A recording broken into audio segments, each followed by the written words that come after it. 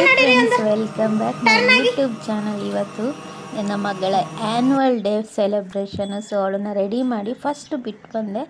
ಆಮೇಲೆ ನನಗಂತೂ ತುಂಬ ಖುಷಿ ಆಗ್ತಿದೆ. ಸೆಕೆಂಡ್ ಆ್ಯಕ್ಚುಲಿ ಅವಳಿಗೆ 4 ಇಯರ್ಸು 3 ಇಯರ್ಸ್. ಲಾಸ್ಟ್ ಇಯರು ಒಂದು ಆ್ಯನ್ಯುವಲ್ ಡೇ, ಈಗ ಒಂದು ಸಲ ನಾವು ಅವಳು ಏಜಲ್ಲೆಲ್ಲ ಸ್ಟೇಜ್ ಮೇಲೆ ಹತ್ತಿರಲಿಲ್ಲ. ನಾನಂತೂ ತುಂಬ ಎಕ್ಸೈಟಾಗಿ ಕಾಯ್ತಾ ಇದ್ದೀನಿ. ಈ ಸಲ ಅಂತೂ ಪ್ರೀ ಕೆ ಜಿಗೆ ಜಸ್ಟ್ ಈ ಟ್ವಿಂಕಲ್ ಟ್ವಿಂಕಲ್ ಲಿಟ್ಲ್ ಸ್ಟಾರ್ ಆ ಥರ ಎಲ್ಲ ಡ್ಯಾನ್ಸ್ ಹೇಳಿದರು. ಬಟ್ ಈ ಸಲ ದಾಂಡಿಯ ಡ್ಯಾನ್ಸು ಸ್ಟಿಕ್ಕೆಲ್ಲ ಇಟ್ಕೊಂಡು ಡ್ಯಾನ್ಸ್ ಮಾಡೋದು ತುಂಬ ಕ್ಯೂಟಾಗಿ ಕಾಣ್ತಾಯಿದ್ಲು. ಡ್ರೆಸ್ ಕೋಡೆಲ್ಲ ಹೇಳಿ ಅವ್ರದ್ದು ಸ್ಕೂಲಿಗೆ ಅಪ್ರಿಷಿಯೇಷನ್ ಕೊಡಬೇಕಾದ್ರೆ ಸೊ ಪ್ರತಿಯೊಂದು ಅವರೇ ರೆಡಿ ಮಾಡಿರೋದು. ನಮ್ಮ ಹತ್ರ ಹೇರ್ ಸ್ಟೈಲ್ ಮಾಡಿ ಲಿಟ್ಲು ಮೇಕಪ್ ಮಾಡಿ ಕಳಿಸಿ ಅಂದಿದ್ರು. ನಾನು ಕಲರ್ ಮ್ಯಾಚ್ ಆಗಿ ಮೇಕಪ್ ಮಾಡಿದ್ದೆ. ಸೊ ಮೇಕಪ್ ಮಾಡೋದು ವೀಡಿಯೋ ಮಾಡಲಿಕ್ಕಾಗಿಲ್ಲ, ಯಾಕಂದರೆ ಬೆಳಗ್ಗೆನೂ ರಿಹರ್ಸಲ್ ಇತ್ತು. ರಿಹರ್ಸಲ್ ಮುಗಿಸ್ಕೊ ಬಂದಮೇಲೆ ಮನೇಲಿ ಊಟ ಮಾಡಿಸಿ ಮಲಗಿಸ್ಬಿಟ್ಟಿದ್ದೆ. ಸೊ ಮಲಗಿಸಿ ಅಂದರೆ ಈವ್ನಿಂಗ್ 6 o'clock ಅಲ್ವಾ, 5 o'clock ಬಿಟ್ಬಿಡ್ಬೇಕಿತ್ತು ಅವ್ರನ್ನ ಸ್ಕೂಲ್ ಹತ್ರ, ಅಂದರೆ ಹಾಲ್ ಹತ್ರ. ಚೆನ್ನಾಗೇ ಅವ್ರು ಇನ್ನೊಂದಿಷ್ಟು ಮೇಕಪ್ ಮಾಡ್ತಾರೆ ಅಂತ ಹೇಳಿದರು. ಮತ್ತು ಪೇರೆಂಟ್ಸ್ ಒಟ್ಟಿಗೆ ಬಂದರೆ ಮಕ್ಕಳು ಡಿಸ್ಟರ್ಬ್ ಆಗಿಬಿಡ್ತಾರೆ ಅಂತ ಇವ್ರ ಸ್ಕೂಲಲ್ಲಿ ಇದೊಂದು ನನಗೆ ರೂಲ್ಸ್ ತುಂಬ ಇಷ್ಟ. ಫಸ್ಟು ಚಿಲ್ಡ್ರನ್ಸ್ನ ಅವ್ರು ಹ್ಯಾಂಡ್ ಓವರ್ ಮಾಡಿಬಿಟ್ಟು ಮತ್ತೆ ನಾವು ಜಾಯ್ನ್ ಆಗಬೇಕು. ಸೊ ಮಕ್ಕಳು ಮನಸ್ಸಲ್ಲಿ ನಮ್ಮ ಪೇರೆಂಟ್ಸ್ ಬಂದಿಲ್ಲ ಅಂತಲೇ ಇರುತ್ತೆ.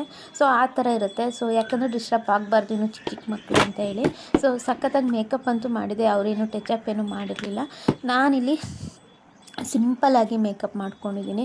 ಸೊ ಕಲರ್ ಕರೆಕ್ಟ್ರೆಲ್ಲ ಯೂಸ್ ಮಾಡ್ತೀನಿ, ಯಾಕಂದರೆ ಸ್ವಲ್ಪ ಪಿಂಪಲ್ ಆಗಿದೆ. ಈ ಚಳಿಗಾಲಕ್ಕೆ ಆಚೆ ಈಚೆ ಎಲ್ಲ ತುಂಬ ಹೋಗ್ತೀನಲ್ವ, ಸೊ ಸ್ವಲ್ಪ ಪಿಂಪಲ್ಸು ಸಹ ಆಗಿದೆ. ಹಾಗಾಗಿ ಮಕ್ಕಳು ಫಂಕ್ಷನಿಗೆ ನಾನು ಚೆನ್ನಾಗಿ ಕಾಣಬೇಕಲ್ಲ, ಹಾಗಾಗಿ ಅವಳು ಥೀಮಲ್ಲಿ ಅವಳು ಯಾವ ಡ್ರೆಸ್ ಕಲರ್ ಹಾಕಿದ್ದಾಳೆ ಅದೇ ಥೀಮಲ್ಲಿ ನಾನು ಕೂಡ ಸ್ಯಾರಿನ ತೊಗೊಂಡು ಸ್ಟಿಚ್ ಮಾಡಿ ಇಟ್ಕೊಂಡಿದ್ದೀನಿ. ಪ್ಲೀಸ್ ನನ್ನ ಬೆಡ್ರೂಮ್ ಇಗ್ನೋರ್ ಮಾಡಿ ಆಯಿತಾ. ಸೊ ಅವಳನ್ನ ಮಲಗಿಸ್ಕೊಂಡು ಬೆಡ್ಶೀಟೆಲ್ಲ ಫೋಲ್ಡ್ ಮಾಡಿರಲಿಲ್ಲ, ಹಂಗಂಗೆ ಇಟ್ಟಿದ್ದೀನಿ. ಅದಕ್ಕೂ ಬಂದು ಕಮೆಂಟ್ ಹಾಕಬೇಡಿ. ಸೊ ನಾನು ಫುಲ್ಲು ಇದ್ರದ್ದು ಏನಾದರೂ ಮೇಕಪ್ ಪ್ರಾಡಕ್ಟು ಹಾಗೆ ಹೇಗೆ ಕಲರ್ ಕರೆಕ್ಟೆಲ್ಲ ಯೂಸ್ ಮಾಡೋದು ಅಂತ ಏನಾದರೂ ಕನ್ಫ್ಯೂಷನ್ಸ್ ಇತ್ತು ಅಂದರೆ ಹೇಳಿ, ಖಂಡಿತ ಒಂದು ವಿಡಿಯೋ ಮಾಡಿ ಹಾಕ್ತೀನಿ. ಸೊ ತುಂಬ ಕವರೇಜ್ ಕೊಡುತ್ತೆ. ಸೊ ನನಗೂ ಕಲರ್ ಕರೆಕ್ಟ್ರ್ ಬಗ್ಗೆ ಅಷ್ಟೊಂದು ನಾಲೆಡ್ಜ್ ಇಲ್ಲ. ಸೊ ಮಾಡ್ತಾ ಮಾಡ್ತಾ ಮಾಡ್ತಾ ನಾನು ಕಲ್ತಿರೋದು. ಸೊ ಎಲ್ಲಿಗೆ ಯಾವ ಥರ ಕಲರ್ ಹಾಕಿ ನಮಗೆ ಮಾರ್ಕರ್ಸ್ ಇರುತ್ತಲ್ಲ ಅದನ್ನೆಲ್ಲ ಫಿನಿಷ್ ಮಾಡಬೇಕು ಅಂತ.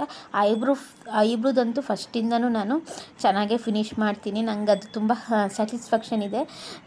ಯಾಕಂದರೆ ತುಂಬ ಜನ ಕೇಳ್ತಾರೆ, ನಿಮ್ಮದು ಐಬ್ರೋಸ್ ಈ ಥರ ತಿಕ್ಕಾಗಿದೆಯಲ್ಲ, ಮತ್ತು ಅನ್ಸೋದೇ ಇಲ್ಲ ನೀವು ಶೇಪ್ ಕೊಟ್ಟಿದ್ದೀರಾ ಅಥವಾ ನೀವು ಬ್ಲ್ಯಾಕ್ ಕಲರ್ ಹಾಕಿದ್ದೀರಾ, ಕಾಜಲ್ ಹಾಕಿದ್ದೀರಾ ಅಂತ. ಬಟ್ ಅದೇ ಹಾಕದೇ ಇದ್ದ ಹಾಗೆ ಕಾಣಬೇಕಲ್ವ. ಸೊ ಯಾರೇ ಕೇಳಿದ್ರು ನಾನೆಲ್ಲ ಒಂದು ಸ್ವಲ್ಪ ರಾಂಗಾಗೇ ಹೇಳ್ತೀನಿ, ಯಾಕಂದರೆ ನನ್ನ ಇರೋದೇ ಆ ಥರ ಐಬ್ರೋಸ್ ಇರೋದೇ ಅಷ್ಟೇ ಡಾರ್ಕು. ನಾನು ಯಾವುದೇ ಥರ ಅಪ್ಲೈ ಮಾಡಲ್ಲ ಅಂತ ನಾನು ಆ ಥರ ಅಪ್ಲೈ ಮಾಡ್ತೀನಿ. ಅಪ್ಲೈ ಮಾಡಿದ್ದು ಸಹ ಗೊತ್ತಾಗಲ್ಲ, ನೋಡ್ತಾ ಇರ್ಬೋದು ಎಷ್ಟು ಕರೆಕ್ಟಾಗಿದೆ ಅಂತೇಳಿ. ನನಗೆ ಮೇಕಪ್ಪಲ್ಲಿ ಸ್ವಲ್ಪ ಡಿಫಿಕಲ್ಟ್ ಅನಿಸೋದು ಐಲೈನರ್ ಹಾಕೋದು. ಸೊ ಹಾಗೆ ಐ ಶ್ಯಾಡೋ. ಸೊ ನಾನು ಇದೆಲ್ಲದೂ ಪ್ರಾಡಕ್ಟು ಪರ್ಪಲಲ್ಲೇ ತರೋದು. ಪರ್ಪಲಲ್ಲಿ ನಿಮಗೆ ಒರಿಜಿನಲ್ ಪ್ರಾಡಕ್ಟ್ ಸಿಗುತ್ತೆ.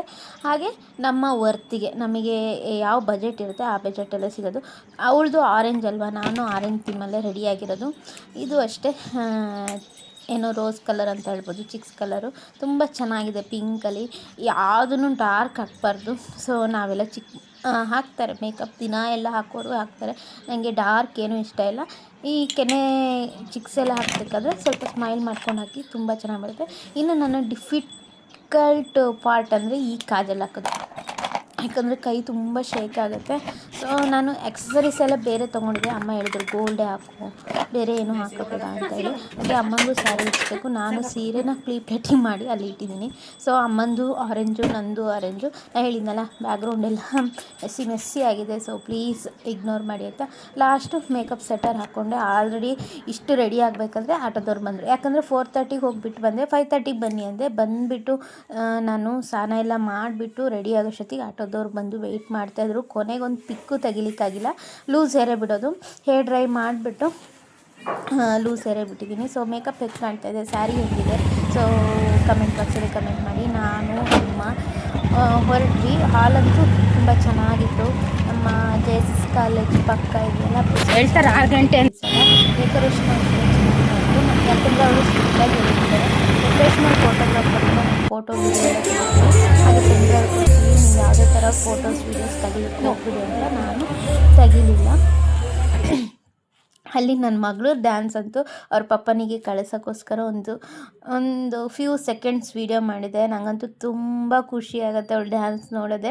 ಸೊ ಎಷ್ಟು ಪ್ರಾಕ್ಟೀಸ್ ಮಾಡಿಸಿದ್ದಾರೆ ಅಂದರೆ, ನಾವು ಈಗ ಒಂದು ರೀಲ್ 60 ಸೆಕೆಂಡ್ಸಿಂದ ಒಂದು ರೀಲ್ ಮಾಡಿಸ್ಲಿಕ್ಕೆ ಅವ್ರ ಹತ್ರ ಎಷ್ಟು ಅವ್ರು ಮೂಡಿತ್ತು ಅಂದರೆ ಮಾಡ್ತಾರೆ. ಸೊ ಇಲ್ಲ ನಾವೇ ಮಾಡು ಮಗಳೇ ಅಂತ ಹೇಳಿದ್ರು ಎಷ್ಟು ಸರ್ಕಸ್ ಮಾಡಬೇಕಾಗತ್ತೆ. ಒಂದು ಸಲ ನೀರು ಕುಡಿಯೋಕ್ಕೆ ಹೋಗ್ತಾರೆ, ಈಗ ಮಾಡಲ್ಲ ಆಗ ಮಾಡಲ್ಲ, ನಾವು ಹೇಳಿದ ಸ್ಟೆಪ್ ಮಾಡಲ್ಲ. ಬಟ್ ಇಲ್ಲಿ ನೋಡಿ ಇಷ್ಟು ದೊಡ್ಡ ಸಾಂಗನ್ನು ನನ್ನ ಕಾಪಿರೈಟ್ ಬರುತ್ತೆ. ನಂದು ಲಾಸ್ಟ್ ಚಾನಲಲ್ಲಿ ಹೀಗೆ ಆಯಿತು. ಆ್ಯನ್ಯುವಲ್ ಡೇಲಿ ಅವಳದು ಫೋಟೋಸು ವೀಡಿಯೋಸ್ ಎಲ್ಲ ಲೈವ್ ಮಾಡಿ ಅದು ಕಾಪಿರೈಟ್ ಬಂತು, ಅದು ಚಾನಲಿಗೆ ಪ್ರಾಬ್ಲಮ್ ಆಗುತ್ತೆ. ಹಾಗಾಗಿ ನಾನು ಫುಲ್ ಮ್ಯೂಟ್ ಮಾಡಿದ್ದೀನಿ ಇಲ್ಲಿ. ಸೊ ಎಷ್ಟು ಚೆನ್ನಾಗಿ ನನ್ನ ಮಗಳಂತಲ್ಲ ಎಲ್ಲ ಮಕ್ಕಳು ಅಷ್ಟೇ ಅಷ್ಟು ಕರೆಕ್ಟಾಗಿ ಎಲ್ಲೂ ಸಹ ಸ್ಟೆಪ್ಪು ಮರಿದೆ.